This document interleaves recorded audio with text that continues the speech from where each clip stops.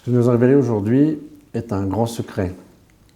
Moshe Rabbeinu est, nous dit le Rambam, le père des prophètes.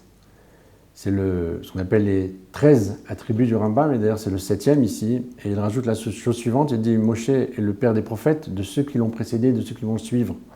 La notion de prophétie passe par Moshe. Or, si vous en souvenez, si vous en souvenez pas, je vais vous rappeler maintenant, nous avions évoqué la notion première de carré et de rond, ces deux formes de construction de la lumière de Dieu pour créer le monde, les mondes. Et nous avons donné des exemples assez flagrants, assez importants, comme celui des téphilines dans la semaine, qui sont carrés, les téphilines que l'homme met sur sa tête, sur son bras, et du kos, du verre que l'on va utiliser pour sanctifier le Shabbat, et pour le faire sortir aussi d'ailleurs, avec la Havdalah.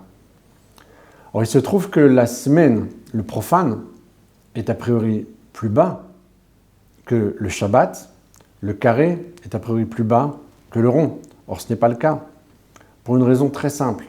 Ce que nous vivons aujourd'hui est une situation de galoute, d'exil. Dans la Géoula, il faut savoir que les livres de Chassidut expliquent que le corps va nourrir la Neshama. Nous l'avions expliqué dans les premiers cours que nous avions fait sur cela. Le corps va nourrir l'âme. De fait, le carré, qui correspond au corps, donc cette filine que l'on met à l'extérieur, sont supérieurs au rond, à ce vin qu'on va ingurgiter, qu'on va intérioriser. Donc le rond du Shabbat est au final plus bas, puisqu'il est dans l'âme, et plus bas que le carré des tefilines qui est dans le corps, dans la semaine. Mais c'est exactement la même chose pour Moshe et les autres prophètes. Moshe est le corps, et les autres prophètes sont l'âme. Et vous allez très bien comprendre pourquoi maintenant. Parce que Moshe se trouve en dehors d'Israël, la partie profane du monde, alors que les autres prophètes sont eux en Israël, dans la partie de l'âme. Le spirituel est en Israël, le non-spirituel est en dehors d'Israël. Pourtant, Moshe, de sa vie, ne rentrera jamais en Israël, c'est toute sa prière. La Torah qu'il va révéler au peuple juif et à l'humanité tout entière sera donnée, elle aussi, en dehors d'Israël. Or, la Torah, la névoie, la prophétie sont destinées à Israël. Le père des prophètes, la Torah tout entière, sont révélées par un homme dans un endroit qui est ce qu'on appelle en hébreu Chutz haaretz, ce qui est en dehors d'Israël. Eh bien, c'est exactement le même phénomène.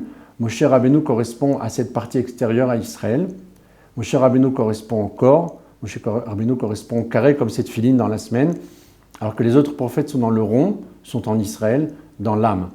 Alors vous me direz, mais Moshe Rabbeinu, si on explique qu'il est supérieur, que c'est le père des prophètes, comme tout le monde le sait d'ailleurs, c'est la prophétie absolue, il parle avec Dieu comme nous parlons, nous avec un ami, comme le dit Rashi là-bas souvent. Comment se fait-il qu'on va parler ici du corps et pour les autres prophètes de l'âme? Eh bien pour la raison suivante que nous avions évoquée, lorsque Mashiach viendra, lors de la résurrection des morts, eh bien l'âme viendra chercher le corps en lui demandant de l'aider à continuer à exister, parce que lorsque Mashiach viendra, c'est marqué dans les livres de Chassidut et de Kabbalah, le corps nourrira l'âme. Vous avez bien entendu, le corps nourrira l'âme. C'est le contraire de ce qui se passe aujourd'hui.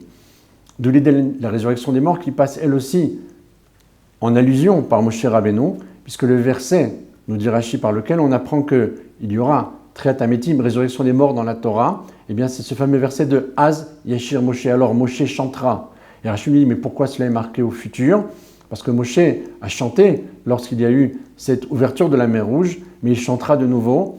Et de là, Rashi nous dit, eh bien, on apprend d'ici la résurrection des morts. Donc ici, on apprend cette notion de corps absolu qui dépasse l'âme, et pour une raison qui est assez simple à comprendre, même si le texte ne le dit pas de façon claire. Le nom de Moshe Rabbeinu est donné par Bithia, la fille de Paro, et qui dit, le verset dit la chose suivante, Klimina Maim Mishitiu, des eaux tu as été tiré. Ken, il est sauvé des eaux, c'est son nom. Eh bien, ce mot de Meshitiu, les sages dans la Kabbalah nous disent, ne lis pas Meshitiu, mais Meshitou, pas tirer des eaux, mais tirer du Tohu, du monde de Tohu. Ce monde qui semble assez scabreux, assez obscur, qui nous fait presque peur, le Tohu Bohu, dont on parle avant la création, mais est un monde beaucoup plus haut. De là-bas vient l'âme animale, de là-bas vient le corps. Justement, Moshe Rabbeinu est beaucoup plus haut que les autres prophètes parce qu'il est au-dessus du temps, au-dessus de l'espace, au-dessus de toutes les notions que nous connaissons. Il vient d'un monde bien supérieur. C'est pourquoi il est dans le corps alors que les autres sont dans l'âme. Il est en dehors d'Israël et il n'y entrera pas pour cette même raison. Ce n'est pas nécessairement une punition, c'est sa place parce que justement il est supérieur aux autres prophètes. Et ce qui est en dehors d'Israël se dévoilera comme étant supérieur à Israël, comme le corps se dévoilera supérieur à l'âme lorsque Mashiach viendra. Et tout cela, eh bien, correspond justement à Moshe Rabbeinu pour cette même raison. Il est donc celui qui existe avant la création sur ces eaux qui planent, sur ce souffle qui plane à la surface des eaux, ce Ruach Elohim, le souffle de Elohim, puis il s'appelle lui-même le Ish Elohim, l'homme Elohim, comme dit l'Agmara, moitié homme dans la partie supérieure, moitié Elohim, pardon, dans sa moitié supérieure, moitié homme dans sa moitié inférieure. Cet homme-là n'est pas comme les autres, cet homme-là va se séparer de sa femme à la demande de Dieu. Le Dieu dira lorsqu'on recevra la Torah, Shuvu lachem leoalechem, retournez-vous à vos tentes. Et là, le verset Rashi explique c'est quoi retourner à vos tentes, retourner à vos femmes. Mais Dieu rajoute, il dit mais toi Moshe, tu restes avec moi. C'est le seul homme, le seul prophète pour lequel Dieu fera cette demande, lui demander de se séparer de son épouse.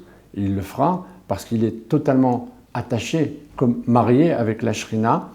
Et il y a un autre élément qui nous montrera que Moshe Rabbeinu, de son vivant, est déjà dans le monde futur, c'est que Arbaim Yom Varbaim Laïla, Lechem lo achalti, umaim lo shatiti, 40 jours et 40 nuits, du pain je n'ai pas mangé, de l'eau je n'ai pas bu. Des choses aussi simples, aussi basiques que du pain et de l'eau, qui ne sont pas des aliments très très particuliers, même cela il n'y touchera pas pendant 40 jours et 40 nuits. Nous savons tous que physiquement, de façon scientifique, un homme ne peut pas vivre pendant 40 jours et 40 nuits sans boire ni manger. C'est pourtant ce que va faire Moshe Rabbeinu, se séparer de sa femme, de ne pas manger 40 jours et 40 nuits. C'est une situation d'un corps qui nourrit l'âme. C'est déjà la situation de Moshe Rabbeinu, de son vivant, parce qu'il est celui qui reflète justement cet homme qui a existé avant la création, dans ce monde de Tohu, Minamaim Meshitiou, nous avions dit, donc pas Meshitiou, mais Meshitou, qui est tiré du Tohu, et de cet homme qui révèle et qui symbolise la résurrection des morts, par donc la traite amétime, par ce fameux verset, Az Yashir Moshe, alors Moshe chantera, en espérant que ce soit déjà aujourd'hui même, et si vous voulez encore que nous révélions d'autres secrets, revenez avec nous la semaine prochaine.